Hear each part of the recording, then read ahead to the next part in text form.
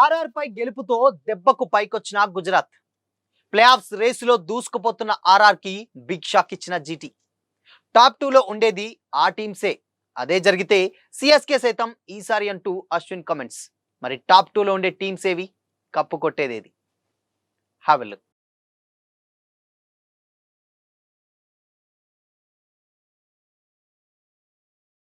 Hi hello, welcome to Disha TV sports. IPL 2026 second session చాలా interesting గా సాగుతుంది. Revenge week లో టీమ్స్ ఒకరిపై మరొకరు పాత పగలన్నింటినీ తీర్చుకుంటున్నారు. ఫలితంగా ఇప్పుడు ప్లే ఆఫ్స్ కు ఏ టీం వెళ్తుంది, ఏ టీం ఇంటి దారి పడుతుంది అనేది టెన్షన్ గా మారింది.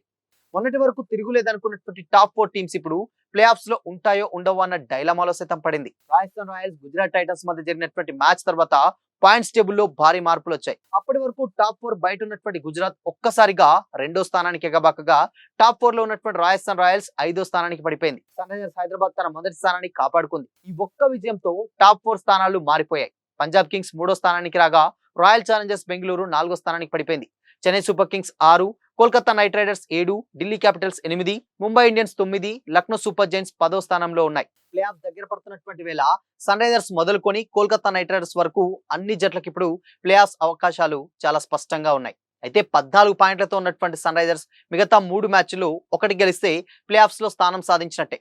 ఇక అదే విధంగా గుజరాత్ టైటన్స్ కూడా 14 పాయింట్లకు చేరుకోవడంతో ఈ జట్టు కూడా మిగతా 3 మ్యాచ్ల్లో ఒకటి గెలిస్తే ప్లే ఆఫ్స్ కు వెళ్తుంది.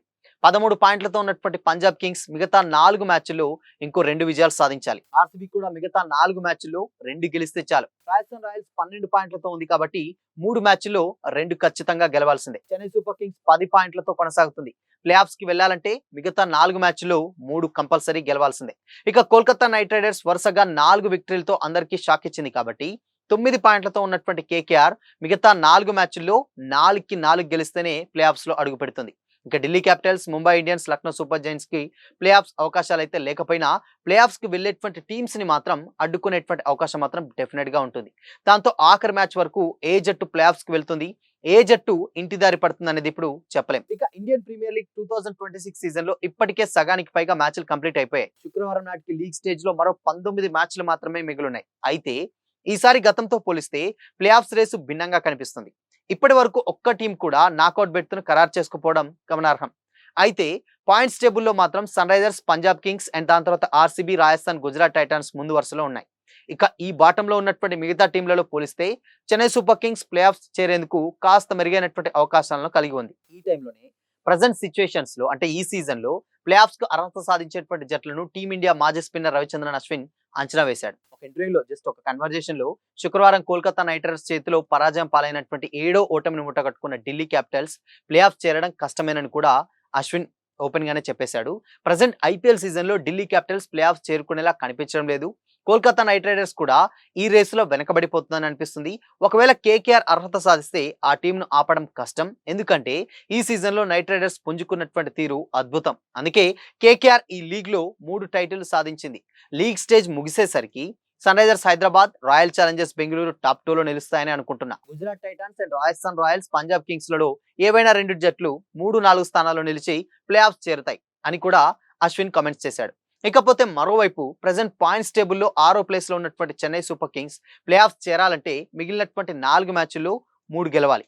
లక్నోతో జరగబోయేటువంటి 2 మ్యాచ్ల్లో సిఎస్కే విజయం సాధిస్తే వారి పని ఈజీ అవుతుంది అని కూడా అశ్విన్ కామెంట్ చేశారు. దీంతో చెన్నై ప్లే ఆఫ్స్ అవకాశాలపై డెఫినెట్ గా ఇప్పుడు చర్చ మొదలైంది. ఎందుకంటే అనూహ్యంగా ఇప్పుడున్నటువంటి పరిస్థితులలో పాయింట్స్ టేబుల్లో జీటీ ఎక్కడో 5th పొజిషన్స్ ఉన్నటువంటి జీటీ కంప్లీట్ గా 2nd పొజిషన్ కి వచ్చేసింది. అంటే ఆల్మోస్ట్ నెట్ రన్ రేట్ కూడా చాలా భారీగా ఉండడం, అంటే 229 పరుగులు చేయడం, దాన్ని ఈజీగా తక్కువ పరుగులకే కట్టడి చేసుకోవడంతో నెట్ రన్ రేట్ ఇక్కడ చాలా ఇంప్రూవ్ అయింది. సో అందుకనే జీటీ 2nd ప్లేస్ కి వచ్చేసింది. ఇప్పుడు ఇక ఉన్నటువంటి ప్లేసెస్ చూస్తే నెక్స్ట్ కూడా కంప్లీట్ గా జీటీకి, ఎస్ఆర్హెచ్కే ఇప్పుడు నెక్స్ట్ మ్యాచ్ జరగబోతుంది. సో టాప్ 1, టాప్ 2 లో ఉన్నటువంటి టీమ్సే మళ్ళీ ఇప్పుడు నెక్స్ట్ తలపడబోతున్నాయి. సో ఈ టీమ్స్లలో ఎవరు గెలుస్తారు ఏంటి అనేది తెలియాలంటే మాత్రం డెఫినెట్ గా 12th వరకు అయితే మనం వెయిట్ చేయాల్సిందే. ఆల్మోస్ట్ ఇంకొక 1 డే గ్యాప్ ఉంది. సో 1 డేలో ఏంటి అనేది క్యాలిక్యులేషన్స్ ఈజీగా అర్థమైపోతాయి. మాక్సిమం అయితే ఇప్పుడు ఉన్నటువంటి పరిస్థితులలో ఆర్సీబీకి ఎక్కువ ఛాన్సెస్ ఉంటుంది. దాని తర్వాత సేమ్ టైం అక్కడ జీటీకి కూడా ఎక్కువ ఛాన్సెస్ ఉంటుంది. ఎస్ఆర్హెచ్ కి ఇంకా ఎక్కువ ఛాన్సెస్ ఉంటుంది, టాప్ 1 లో ఉంది కాబట్టి. ఇక దాని తర్వాత ఆబ్వియస్ గా రాజస్థాన్, పంజాబ్ కి వీళ్ళకి కూడా ఛాన్సెస్ ఉంటుంది, కానీ కొంచెం తక్కువ. మేజర్ గా మాత్రం ఇప్పుడు చూసుకున్నట్లయితే ఎస్ఆర్హెచ్‌కి ప్లే-ఆఫ్స్‌కి వెళ్ళేటువంటి ఛాన్సెస్ స్పష్టంగా ఉంది. అండ్ దాని తర్వాత జీటీకి ఇప్పుడు కొత్తగా వచ్చింది.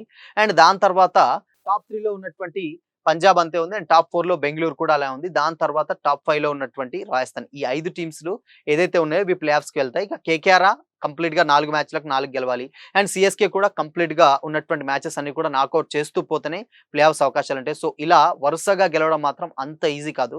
సో, మొత్తంగా చెన్నై, కేకేఆర్ ఇంటి ముఖం పట్టినట్లే అనిపిస్తుంది. కానీ మేబీ చెప్పలేం. ఐపీఎల్ అనేది ఇంపాసిబుల్ లీగ్ అని కూడా చాలా మంది అంటూ ఉంటారు. సో, ఏదైనా జరగొచ్చు.